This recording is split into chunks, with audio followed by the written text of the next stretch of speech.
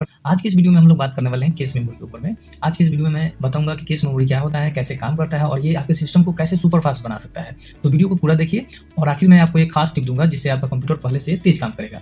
तो चलिए शुरू करते हैं। नमस्कार दोस्तों, मैं अजय किशन आपका स्वागत करता हूँ। दोस्तों, जब भी आप अपने कंप्यूटर में कोई एप्लीकेशन ओपन करते हैं तो डेटा सबसे पहले जो है रैम में जाता है, फिर सीपीयू उसे प्रोसेस करता है। लेकिन क्या होगा अगर सीपीयू को बार-बार उसी डेटा की ज़रूरत पड़े तो? अगर हर बार सीपीयू को रैम तक जाना पड़े तो सिस्टम स्लो हो जाता है और यहीं पर केस मेमोरी गेम चेंजर बनती है। केस मेमोरी एक छोटा लेकिन बहुत तेज मेमोरी होता है जो सीपीयू के सबसे ज़्यादा इस्तेमाल किए जाने वाले डेटा को स्टोर करके रखता है। इससे सीपीयू को बार बार रैम तक जाने की जरूरत नहीं पड़ता है। आपका कंप्यूटर इससे फास्ट चलता है। सोचिए, जब आप गूगल क्रोम ओपन करते हैं तो उसका कोड और ज़रूरी डेटा जो है रैम से सीपीयू में लोड होता है।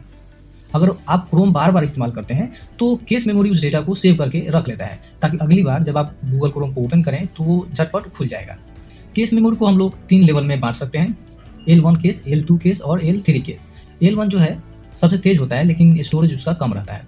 L2 का स्टोरेज जो है थोड़ा बड़ा रहता है, लेकिन स्पीड जो है मीडियम रहता है। वहीं पर L3 जो है सबसे बड़ा रहता है, लेकिन दोनों से स्पीड इसका कम रहता है। L1 केस सबसे पहले काम करता है। अगर इसमें डेटा नहीं मिला तो L2 में देखा जाता है और फिर L3 में।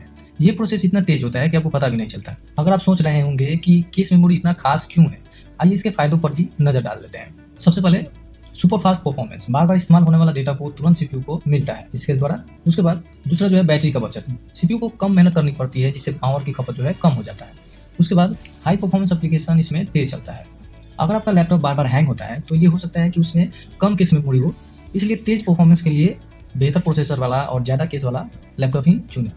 कई लोग सोचते हैं कि केस मेमोरी को क्लियर करना चाहिए या नहीं करना चाहिए। इसका जवाब मुझे लगता है कभी-कभी इसको करना चाहिए।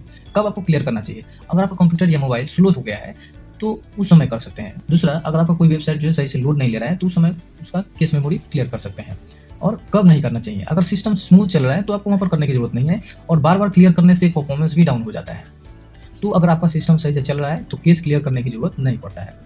तो दोस्तों, अब आप जान चुके हैं कि केस मेमोरी कैसे काम करता है और आपके सिस्टम को सुपर फास्ट कैसे बनाता है। तो अगर आपको ये वीडियो पसंद आया हो तो वीडियो को लाइक कीजिए और शेयर कीजिए। दोस्तों, स्टार्टिंग में जैसे कि मैंने आपको बताया एक खास टिप के लिए, तो वो खास टिप ये है कि आपको मैं बताने वाला हूँ कि कैसे आप अपने केस मेमोरी को बूस्ट कर सकते हैं। तो दोस्तों, यहाँ पर जो खास ट्रिक है उसके लिए आपको सबसे पहले विंडो प्लस आर प्रेस करना है। यहाँ से आपको रन कमांड को ओपन करना है। अब यहाँ पर sysdm.cpl टाइप करना है और ओके कर लेना है। इसके साथ ही यहाँ पर आपको एक सिस्टम प्रॉपर्टी का विंडो ओपन होगा। यहाँ पर आपको जाना है एडवांस में जैसे ही जाएंगे तो यहाँ पर परफॉर्मेंस का एक ऑप्शन मिलेगा। इसके अंदर में सेटिंग मिलेगा। इसके अंदर जो सेटिंग है इस पर जाना है और यहाँ पर आपको एडवांस में जाना है। एडवांस में जाने के बाद यहाँ पर आपको चेंज का ऑप्शन मिलेगा, चेंज पर क्लिक करना है। अब जैसे यहाँ पर करेंगे क्लिक तो वर्चुअल मेमोरी का एक विंडो ओपन हुआ है। यहाँ पर ऑटोमेटिकली मैनेज जो ऑप्शन है इसको अनचेक कर लेना है।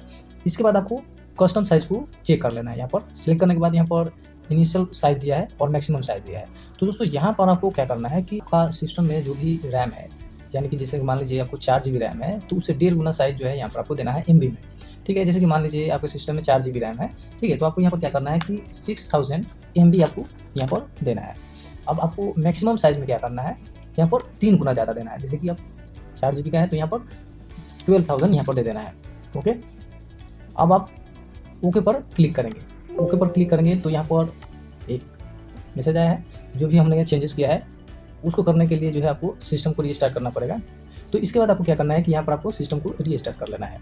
तो ये ट्रिक करने के साथ आपका जब सिस्टम रीस्टार्ट हो जाएगा तो आप देखेंगे कि आपका जो परफॉर्मेंस है सिस्टम का वो काफ़ी बेहतर हो चुका है। तो दोस्तों, आशा करता हूँ कि ये वीडियो आपको पसंद आया होगा। अगर वीडियो अच्छा लगा हो तो वीडियो को लाइक कीजिए और दोस्तों के साथ में भी शेयर कीजिए। और आपके सिस्टम में कितना जीबी का रैम लगा हुआ है कमेंट बॉक्स में जरूर बताइए। मिलते हैं दोस्तों अगले वीडियो में। जय हिंद।